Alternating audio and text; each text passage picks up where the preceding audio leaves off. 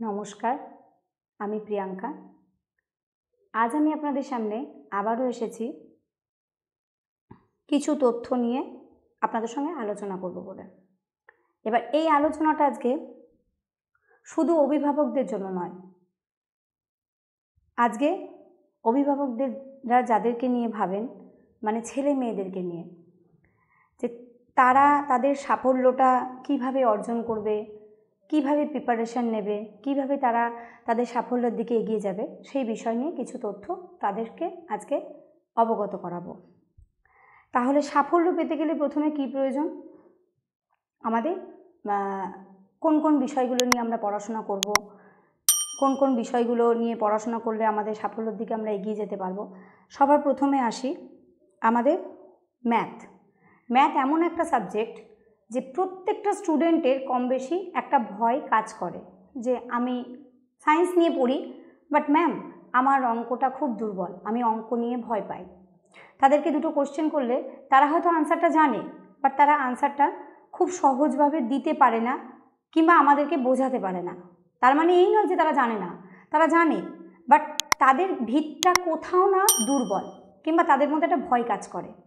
এবং সেই ভয় থেকে কাটিয়ে ওঠার জন্য আমাদের ম্যাথের গুরু হচ্ছেন আমাদের সবার প্রিয় আমাদের সমীর স্যার। ওনার কাছে অঙ্ক মানে ম্যাথ করে কোনো স্টুডেন্ট এমন বলে না যে আমি অঙ্কটা বুঝতে পারলাম না কিংবা আমি পারবো না। কারণ ওনার অঙ্ক করানো এবং ওনার অঙ্ক বোঝানোর মধ্যে একটা এমন সুন্দরভাবে উনি বোঝান স্টুডেন্টদেরকে যে তারা বোঝানোর সঙ্গে সঙ্গেই অঙ্কটা সলভ করে ফেলতে পারে। সুতরাং তাদের ভয়টা তারা অনেকটা কাটিয়ে উঠতে পারে। তার জন্যই আমাদের মিশন জবের সমীর স্যার, যিনি আমাদের প্রাণকেন্দ্র, তিনি হচ্ছেন এক কথায় ম্যাথের গুরু। তার ম্যাথ ক্লাস করে স্টুডেন্টরা হাসতে হাসতে বেরোয় এবং তারা নিজেদের মধ্যে প্রচুর কনফিডেন্ট ফিরে পায়। তারপরে আসি আমাদের সাহেব স্যার। উনি হিস্ট্রি, পলিটিক্যাল এই বিষয়গুলো নিয়ে উনি পারদর্শী এবং ওনারও ক্লাস করে স্টুডেন্টরা প্রচুর হ্যাপি থাকে। তারপরে হচ্ছে রিজাওয়ান স্যার, উনি আমাদের রিজনিং করান। ওনার ক্লাস পেয়েও স্টুডেন্টরা খুব হ্যাপি হয়। তাহলে ইন টোটাল যে কটা সাবজেক্ট আমাদের প্রয়োজন, সামনে ডাব্লিউবিপি কেপি, বেশি দিন আর নেই এক্সামে, 2 থেকে 3 মাস।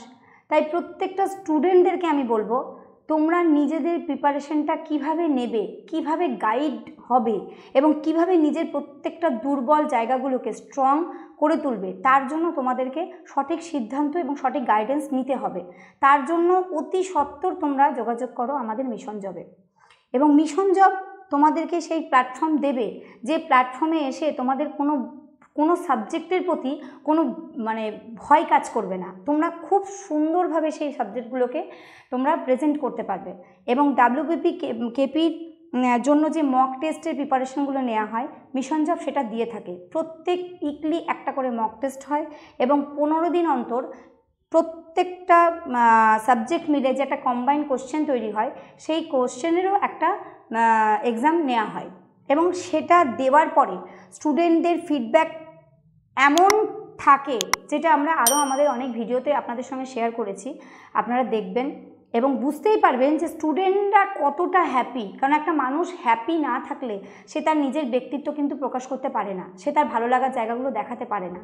তাই প্রত্যেকটা স্টুডেন্টের কাছে আমার একটাই অনুরোধ রইল, তোমরা কোনো সাবজেক্টকে নিয়ে ভয় পাচ্ছ, তোমাদের মধ্যে কোনো ভয় কাজ করছে, তোমরা হয়তো ভাবছো আমরা কোথায় গেলে এই সাবজেক্টের সলিউশন পাবো, আমি তো এই সাবজেক্টটা দুর্বল, আমি কিভাবে লজ্জায় বলতে পারবো না। এখানে কোনো লজ্জার জায়গা নেই।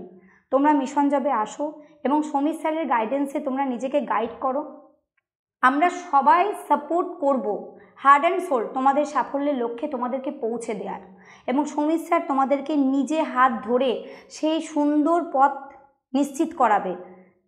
এর জন্যই মিশন জব আজকে এত সাফল্যের শিখরে। তাই মিশন জব আজকে শুধু বহরমপুরে নয়, সুদূর পলাশিতেও, এমনকি নদিয়া ব্রাঞ্চ পলাশিতে নিজের একটা কোচিং সেন্টার খুলেছে। সেখানেও আসন সংখ্যা সীমিত। অলরেডি সেখানে একটা ব্যাচ কমপ্লিট হয়ে গেছে, সেকেন্ড ব্যাচের অ্যাডমিশন চলছে। আমি প্রত্যেক ছেলে মেয়েদের কাছে একটাই অনুরোধ করব যে তোমরা আর ভয় না পেয়ে কোনো সাবজেক্টের জন্য নিজেকে দুর্বল না ভেবে নিজেকে মিশন জবের হাতে তুলে দাও, নিজেদের 100% দাও। মিশন জব তোমাদেরকে সেই 100%-এর রেজাল্ট এবং সাফল্য দেবেই। ব্যাস এটুকুই, আর কিছু বলার নেই।